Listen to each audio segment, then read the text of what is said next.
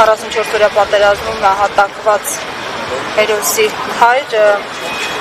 այսօր Տուրքին ճակնկալիքով եք այստեղ դատախազության մոտ եւ սպասում եք արդյոք որ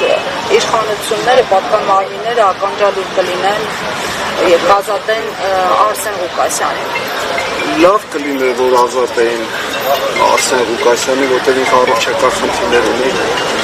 բայց այս տարիների մեջ այս անարդարությունը, որ միշտ մենք տեսել ենք իշխանության կողմից, դա ես չեմ համարում հնարավոր։ Նրա վառ ապացույցներն են Գարի Գալոյանը, լավ գիտեք, ամիսներով ինքը տնային կառույցի մեջ է, ու մենք իրար հետ շատ մոտիկ ենք, 9-րդ արտասներն է դրվում, Անա Ռոստոմյանը, գիտեք ինչ ցավալիներն է, որ արդեն զոհվածների եւ անհատ կորածների ծնողների թիրախավոր էր,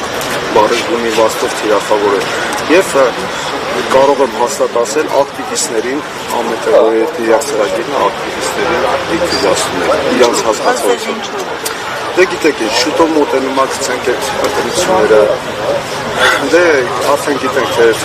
քաղաքական հոդվածներով ինչ-որ մարդիկ են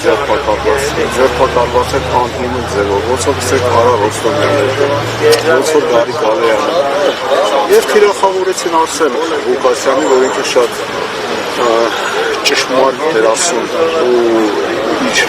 ճշմարտությունը լրիվ կարող է ասել պայքար էր, հիմա այդ պայքարի ձևերը իրանք ցանկանում են լիկվիդացնել, որպեսզի իրանց համար վտանգ չլինի։ Հիմնականը դա է։